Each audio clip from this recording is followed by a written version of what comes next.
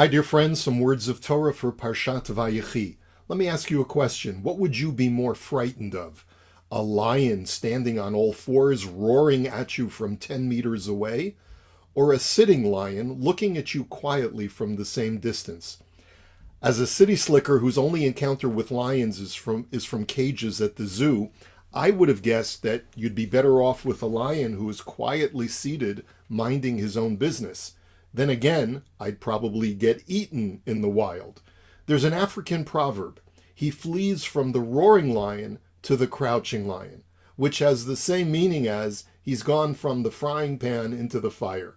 That is, he's gone from a bad situation to an even worse one. Apparently, people who live in the African jungle understand that a lion quietly sitting may appear to be quite docile, but is really just waiting to pounce upon its prey. That's the thing about lions. When they're seated and at rest, you never can tell what's on their minds. They're either relaxing with a full stomach or just waiting for you to become their next meal. This zoological lesson helps us understand a strange verse. Yaakov blessed all his sons before his death. In blessing his son Yehuda, he compared him to a lion. But after stating that Yehuda is like a lion arising from its prey, he then stated, Kara ravatz ka'aryeh uchelavi miyikimenu. He bends down and crouches like a lion, like the young lion whom no one can rouse.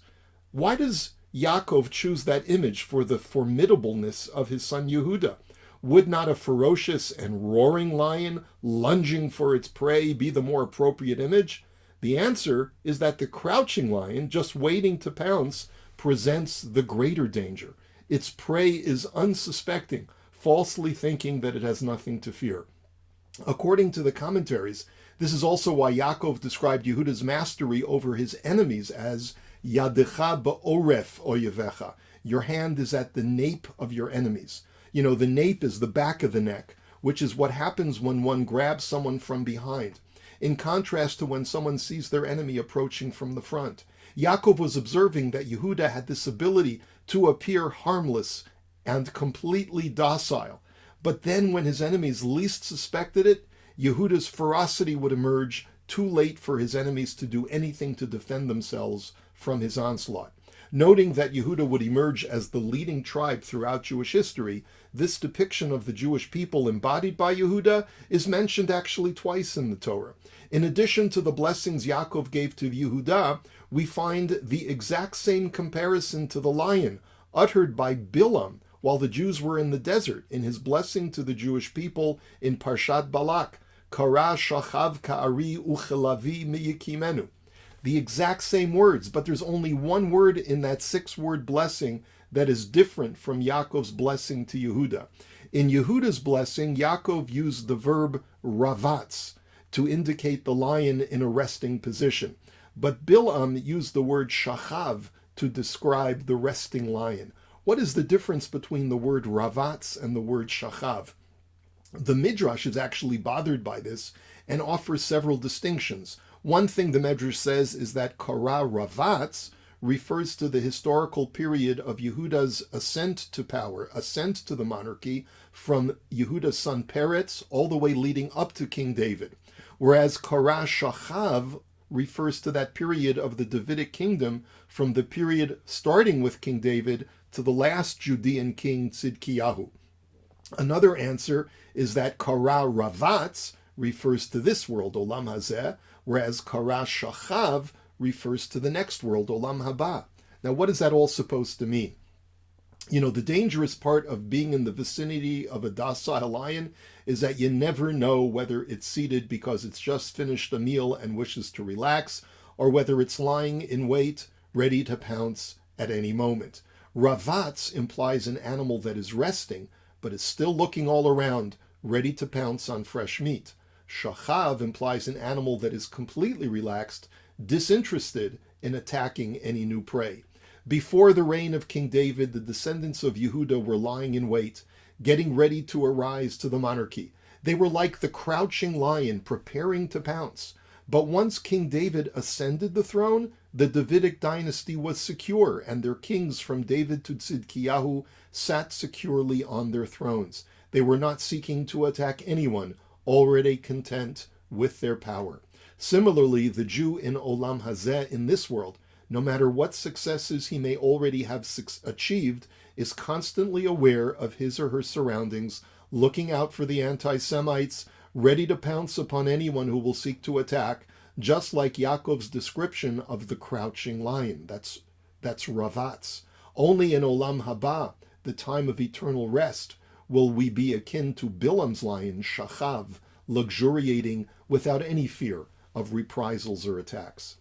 In 1981, Rav Shlomo Goren wrote a letter to a group of settlers in Atzmona. Now, the Atzmona settlement was a group who had settled in the northern part of the Sinai Desert in 1979. In 1982, once the Sinai was given back to Egypt as a result of the Israel-Egypt peace treaty, the Atzmona settlement was resettled, tragically and ironically, in Gush Katif in Gaza. Atzmona did not have a happy ending. On March 7, 2002, Hamas murdered 5 young adults and injured 23 others from that yishuv. In 2005, the Israeli government dismantled the settlement completely as a result of what's known as the Hitnatkut. Rav Goren's letter, however, was directed to these Jews while they were still in the Sinai Desert. Through their Rav Yitzchak Amitai, the Atzmona residents had asked him 2 questions that were typical of settlers living in temporary housing called karavanim.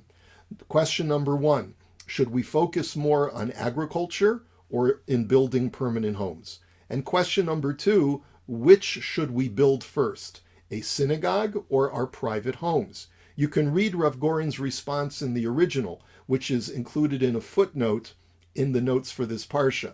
But at the end of the letter, and that's really the part that I want to get to, Rav Goren addressed the importance of the imagery of the crouching lion. And he wrote, and I'm just translating freely, the strength of the lion is not so manifest when it attacks. Its true strength is much more detectable when it is at rest, having marked its area of conquest and now living peacefully without fear from its neighbors. Once we've settled a piece of Eretz Yisrael, we must be like the crouching lion, never leaving that spot. This is the real lesson that we're meant to learn from the king of all animals contained in our holy Torah. You know, in our personal relationships, we'd be wise to remember this as well. Our strength is not found in the intensity of our screams or how fiercely we treat each other. It is rather found in the softness of our step, in the kindness in our voice, and in the firm but calm way that we are able to communicate with others. When we roar, we are showing the weakest part of that lionesque persona. When we sit quietly and give others their space, we are the crouching lion. This is the icon of who we are as the Jewish people. We're not seeking to attack anyone, but rather to live in peace with the satisfaction that our neighbors cannot harm us. That peacefulness was disrupted with a horrific tragedy on October 7th, and we are in the process of restoring that peace. It is taking a terrible toll of life and peace from the entire region, especially from our people. But for now, while in the midst of war, the lion is still fighting for its survival. We look forward to those days when we will return to our resting position of the crouching lion. May we see it very soon, dear friends. Bimhei Rabbi Amenu, Amen. Here's wishing you a beautiful Shabbos. Shabbat Shalom.